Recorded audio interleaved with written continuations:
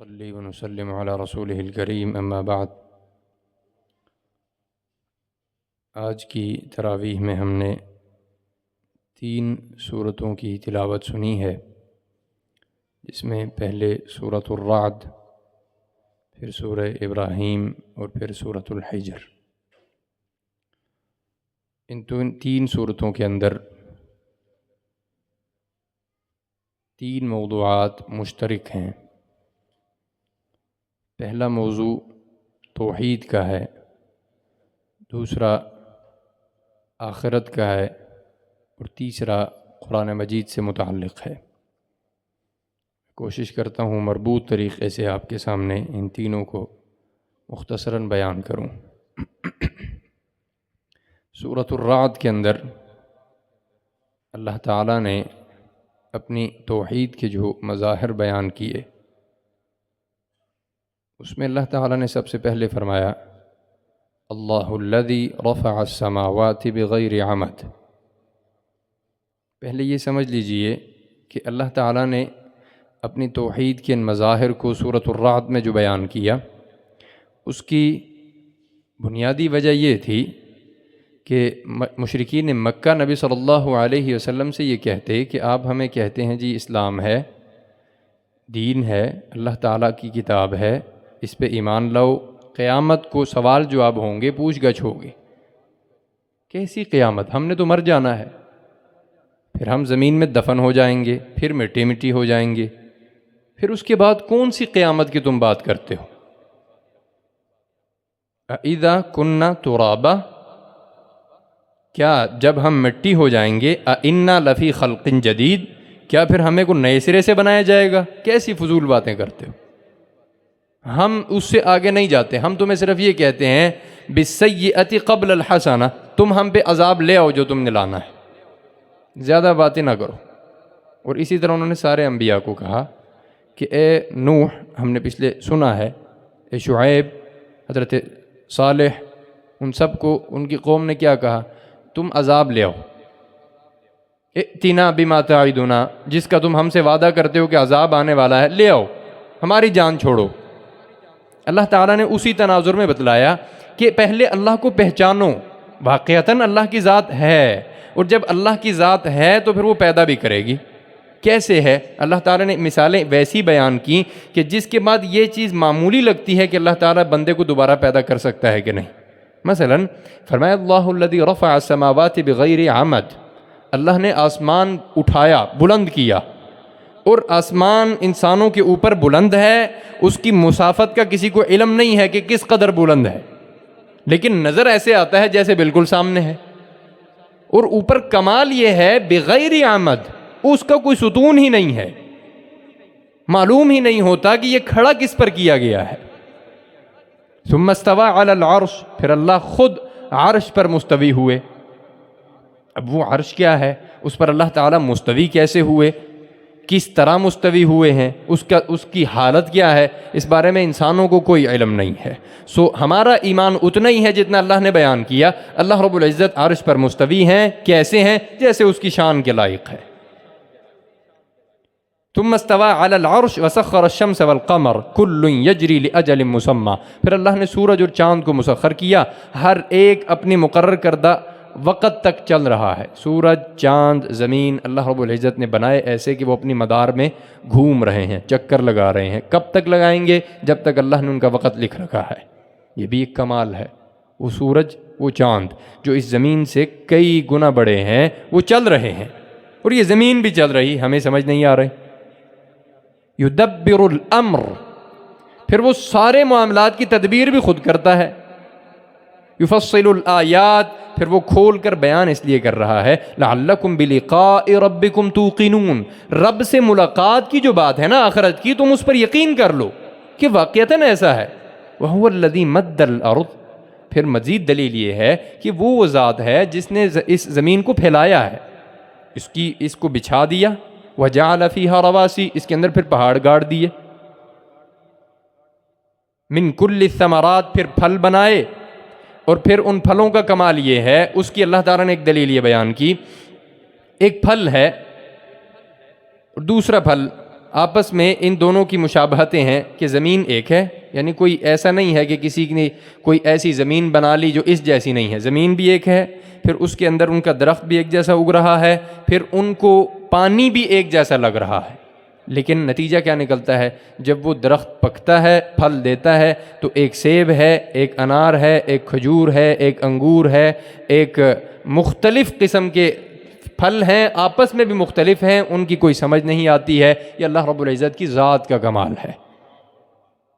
وَنُفَضِّلُ بَعْضَهَا عَلَى بَعْضٍ فِي الْأُكُلِ، ان میں سے ذائقوں کا بھی فرق ہے، ایک کو ہم پھلوں کا بادشاہ کہہ دیتے ہیں، اس کا ذائقہ بہت کمال ہے، ایک ٹھنڈے موسم کا بادشاہ ہے، اس کا ذائقہ ایک الگ طریقے کا ہے، ایک بے شمار اللہ رب العزت نے اس طرح کی اپنی نشانیاں بیان کی کہ اس کو دیکھ کر عبرت پکڑو اور یہ سمجھو کہ جس کے لیے اتنی معمولی چیزیں اللہ رب العزت کے لیے ہیں، یہ پیدا کرنا، تو ایک انسان پیدا کرنا کیا چیز ہے۔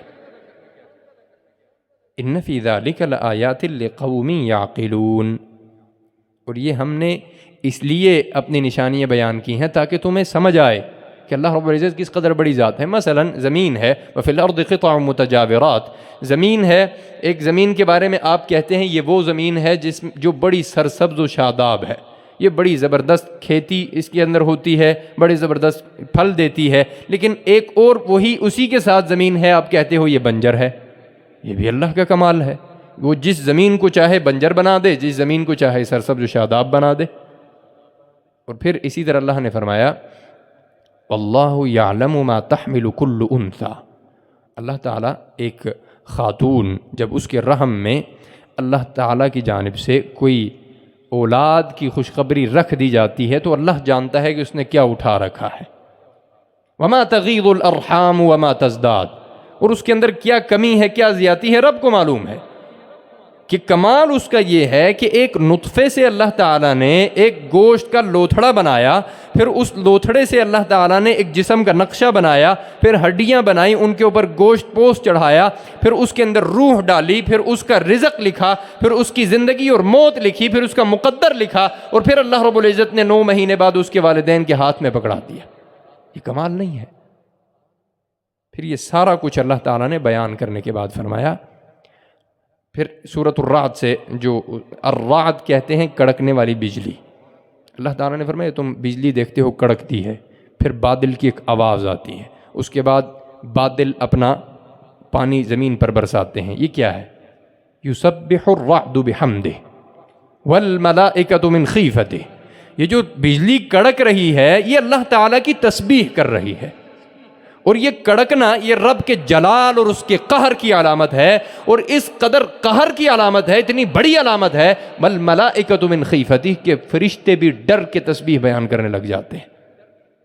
ویرسل الصواعق، پھر اللہ تعالیٰ بجلی بھیجتا ہے، فیصیب بہا من یشاء، اور پھر جس کو چاہتا ہے اس میں سے پانی برساتا ہے، وہم یجادلون فی اللہ، اور یہ لوگ اللہ کے بارے میں جھگڑ رہے ہیں۔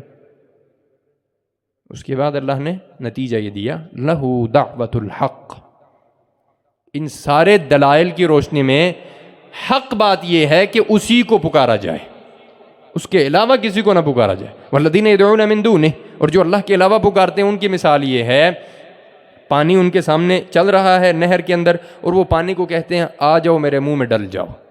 پانی بیچارے کو کیا پتا ہے کہ مجھے کون بلا رہا ہے، پانی اس کا کیا کر سکتا ہے، وہ پانی چل کے اس کے پاس آ نہیں سکتا۔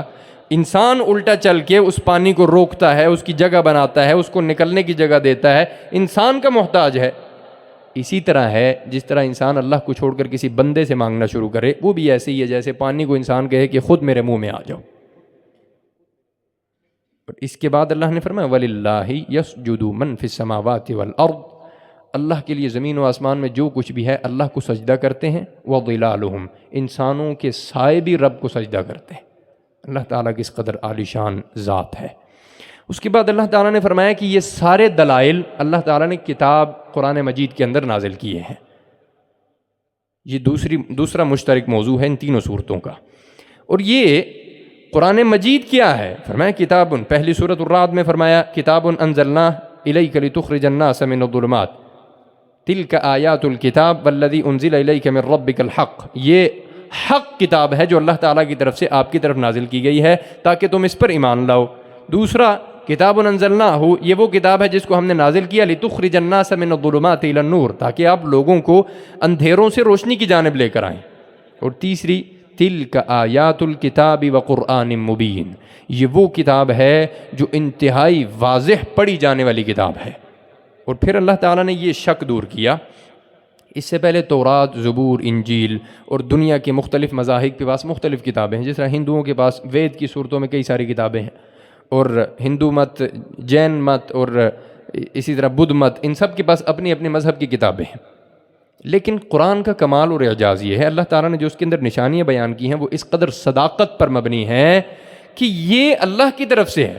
اور اس کی سب سے بڑی دلیل یہ ہے اِنَّا نَحْنُ نَزَّلْنَا الذِّكْرَ وَإِنَّا لَهُ لَحَافِظُونَ، ہم نے اپنا ذکر نازل کیا ہے، اس قرآن کو ہم نے نازل کیا ہے، ہم اس کی حفاظت کر رہے ہیں۔ یہ قرآن کا بہت بڑا اعجاز ہے۔ مثلا اب دیکھیے، میں اس کو تھوڑا سا آپ کو ایک اصولی اعتبار سے سمجھاتا ہوں۔ قرآن مجید کو جمع کیا گیا ایک مصحف کے اندر، ایک گتے کے اندر جمع کیا گیا حضرت ابوبکر رضی اللہ تعالیٰ عنہ کے زمانے میں۔ اس سے پہلے مختلف صحابہ کرام نے اپنے پاس اس کو لکھ رکھا تھا۔ حدیث کو بیان کرنے کے اعتبار سے، یعنی یہ بیان کیا جاتا ہے میں نے فلاں سے سنا، اس نے اس سے سنا، اس نے اس سے سنا، اور کرتے ہوئے یہ ترتیب پوری نبی صلی اللہ علیہ وسلم تک جاتی ہے۔ اس کو کہتے ہیں سند، اور اس کے مختلف مراحل ہوتے ہیں۔ اس کے ہر بندے کے اعتبار سے اس کی ایک نسل ہوتی ہے، اس کا پورا زمانہ ہوتا ہے۔ مثلا میں بیان کر رہا ہوں تو میرے 50 سال کا ایک زمانہ ہے، پھر میرے استاد کا زمانہ ہے، پھر اس کے استاد کا زمانہ ہے۔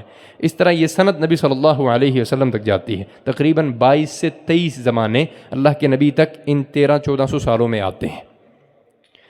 اس کے اندر حدیث کی ایک ترتیب یہ ہے کہ ایک حدیث ایسی ہوتی ہے جس کو بیان کرنے والے ہر زمانے میں ایک بھی ہو سکتا ہے، کوئی ایک بھی، اس کو کہتے ہیں خبر واحد، حدیث واحد۔ ایک ایسی حدیث جس کو کسی زمانے میں بیان کرنے والا کوئی ایک راوی تھا۔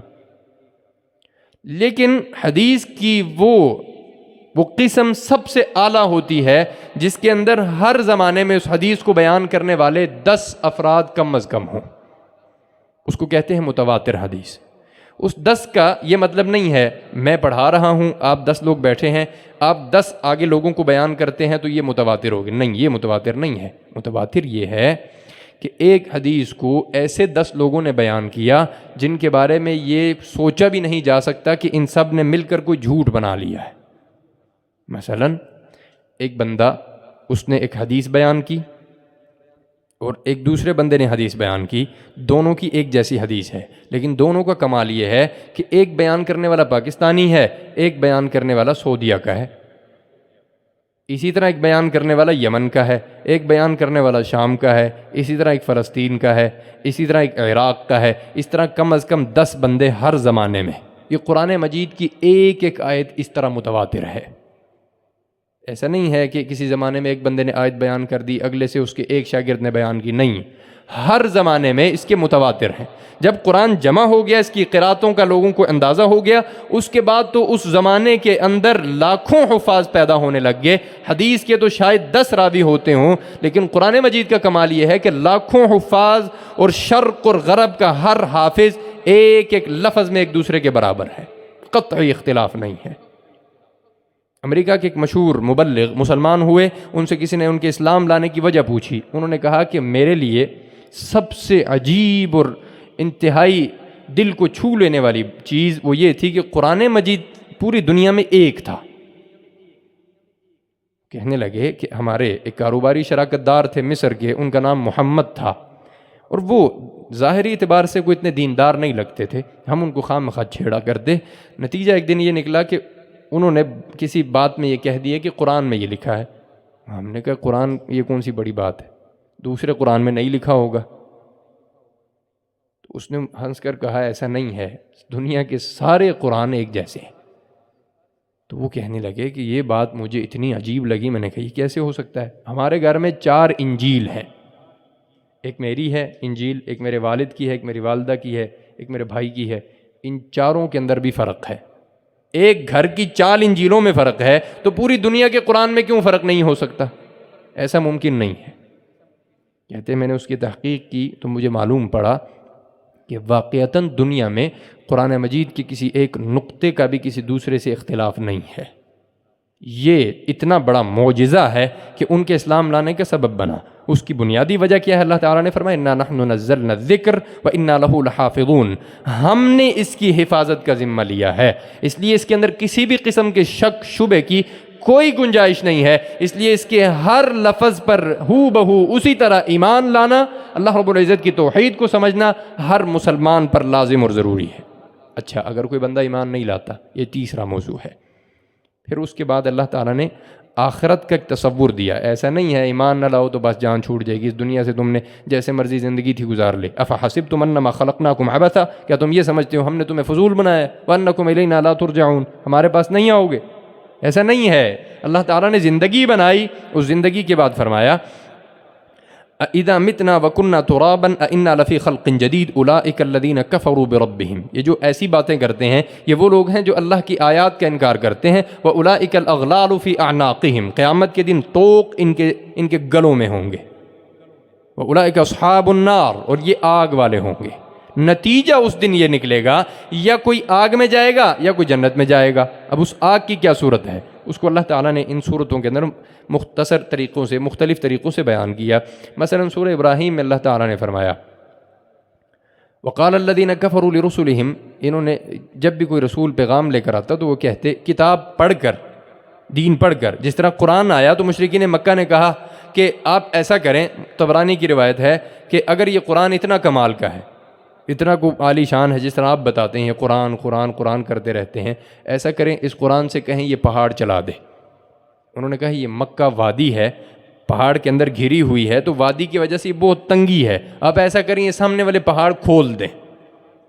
قرآن ہے نا جی آپ کے پاس، اس کو کھول دیں، آپ کے لیے تو کچھ مشکل نہیں۔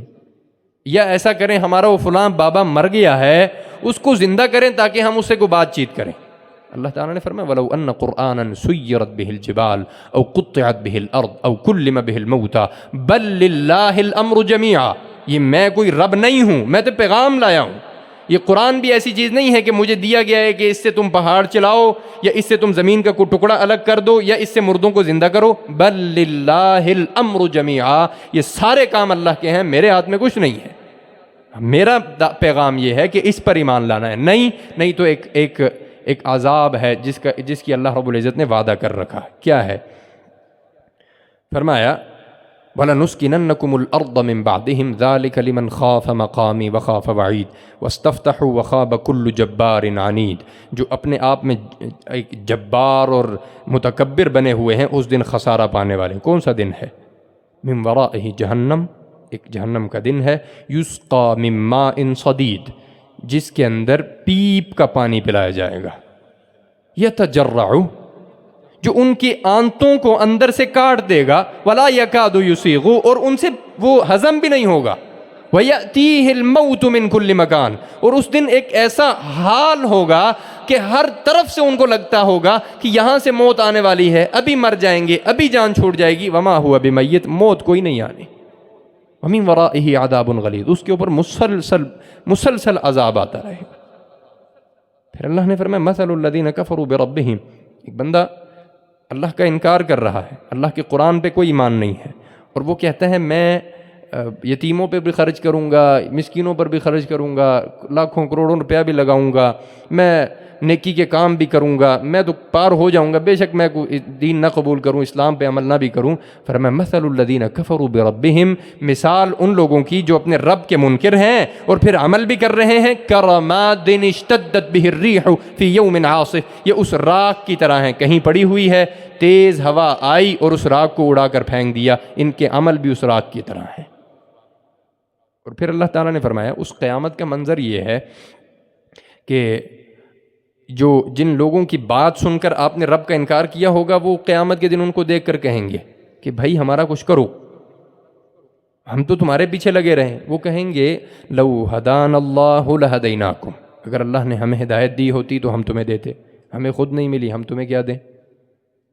اور پھر شیطان کہے گا لما قضی الامر، یہ ساری بات دنیا کی انسان کی گمراہی کے سبب کی بنیاد شیطان ہے، وہ کہے گا ان اللہ وعدکم وعد الحق، اللہ نے جو وعدہ کیا تھا وہ سچا تھا، ووعدتکم فاخلفتکم، جو میں نے کیا ہے اس کی تو میں نے خلاف ورزی کر دی، فلا تلومونی، مجھے نہ ملامت کرو، میں نے کیا تمہارے اوپر ڈنڈا رکھا تھا، تمہیں مارنے کی بات کہی تھی، میں نے تو کچھ نہیں کیا تھا، میں نے صرف مزین کیا، تمہارے خیال بنائے، تم میرے پیچھے چل پڑے، میں نے تو کچھ کیا ہی نہیں۔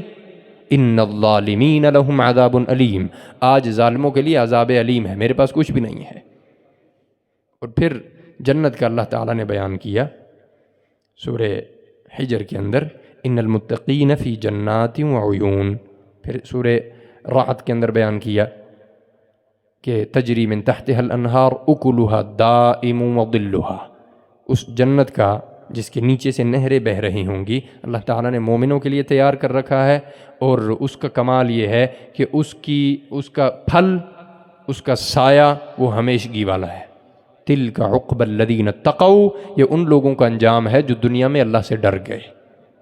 اور اسی لیے پھر اس سورہ حجر کے اندر فرمایا ان المتقین فی جنات وعیون، متقین باغات میں ہوں گے اور وہاں نہریں بہہ رہی ہوں گی، ادخلوها بسلام آمنین، اللہ کی طرف سے اعلان کیا جائے گا امن کے ساتھ، سلامتی کے ساتھ اس میں داخل ہو جاؤ۔ وَنَزَعْنَا مَا فِي صُدُورِهِم مِّن غِلٍّ إِخْوَانًا، اور جو تمہارے دلوں میں ایک دوسرے کے لیے دشمن، کدورت، بغض، عناد ہوگا، ہم اس کو کھینچ نکالیں گے، اخواناً، بھائی بھائی بنائیں گے، علی سرر متقابلین، بڑے بڑے عرشوں پر بیٹھ کر ایک دوسرے کے سامنے گپ شپ کر رہے ہوں گے، لا یمسہم فیہا نصب، اور ان کو وہاں پہ کوئی تھکاوٹ نہیں پہنچے گی، وما ہم منہا بمخرجین، اور ان کو وہاں سے کوئی نکالنے والا نہیں ہے۔ آخری بات کہہ کے بات ختم کرتا ہوں، ایک مومن کی شان اس دنیا میں کیا ہونی چاہیے، جنت کے حصول کا ذریعہ و سبب کیا ہے؟ ایسا نہیں ہے کہ اللہ رب العزت اتنا سخت ہے کہ سب کو جہنم میں ڈال دے، اور ایسا بھی نہیں ہے کہ اللہ رب العزت نے بالکل لوٹ میلہ لگایا ہوا ہے کہ سب ہی جنت میں چلے جائیں گے۔ فرمایا نبئ عبادی، اے نبی صلی اللہ علیہ وسلم میرے بندوں کو بتلا دیجئے، انی انا الغفور الرحیم، کہ میں بہت زیادہ بخشنے والا، رحم کرنے والا ہوں، وَأَنَّ عَذَابِي، اور یہ بھی یاد رکھو کہ میرا عذاب هو العذاب العلیم، وہ بہت دردناک عذاب ہے۔ اس کو کہتے ہیں الایمان ہوا بین الخوف والرجاء، ایمان یہ ہے کہ انسان اللہ تعالیٰ سے امید اور اس کے خوف کے درمیان میں جی رہا ہو، اس کو یہ بھی رب سے امید ہو کہ اللہ تعالیٰ مجھے ضرور بخش دے گا، لیکن یہ بھی ڈر ہر وقت اس کے دل میں بیٹھا رہے کہ میں کوئی اتنا کمال کا مسلمان بھی نہیں ہوں کہ سیدھا جنت میں چلا جاؤں گا۔ اللہ کا ڈر، اس کا خوف، اس کا تقوی بھی دل میں رہے، رب سے ہمیشہ مغفرت اور جنت کی امید بھی رہے، یہی ہر مومن کی شان ہے، یہ اس کی شان کے لائق ہے، اور یہی جنت کا راستہ ہے۔ اللہ تعالیٰ مجھے اور آپ کو بات سننے، سمجھنے اور اس پر عمل کی توفیق عطا فرمائے۔ وآخر دعوانا ان الحمد للہ رب العالمین۔ صلی ونسلم علی رسولہ الکریم، اما بعد۔ آج کی تراویح میں ہم نے 3 سورتوں کی تلاوت سنی ہے، جس میں پہلے سورۃ الرعد، پھر سورہ ابراہیم اور پھر سورۃ الحجر۔ ان 3 سورتوں کے اندر 3 موضوعات مشترک ہیں۔ پہلا موضوع توحید کا ہے، دوسرا آخرت کا ہے، اور تیسرا قرآن مجید سے متعلق ہے۔ کوشش کرتا ہوں مربوط طریقے سے آپ کے سامنے ان تینوں کو مختصراً بیان کروں۔ سورۃ الرعد کے اندر اللہ تعالیٰ نے اپنی توحید کے جو مظاہر بیان کیے، اس میں اللہ تعالیٰ نے سب سے پہلے فرمایا اللہ الذی رفع السماوات بغیر عمد۔ پہلے یہ سمجھ لیجئے کہ اللہ تعالیٰ نے اپنی توحید کے ان مظاہر کو سورۃ الرعد میں جو بیان کیا، اس کی بنیادی وجہ یہ تھی کہ مشرکین مکہ نبی صلی اللہ علیہ وسلم سے یہ کہتے کہ آپ ہمیں کہتے ہیں جی اسلام ہے، دین ہے، اللہ تعالیٰ کی کتاب ہے، اس پہ ایمان لاؤ. قیامت کو سوال جواب ہوں گے، پوچھ گچھ ہوگی. کیسی قیامت؟ ہم نے تو مر جانا ہے، پھر ہم زمین میں دفن ہو جائیں گے، پھر مٹی مٹی ہو جائیں گے، پھر اس کے بعد کون سی قیامت کی تم بات کرتے ہو؟ اِذا كُنَّا تُرَابًا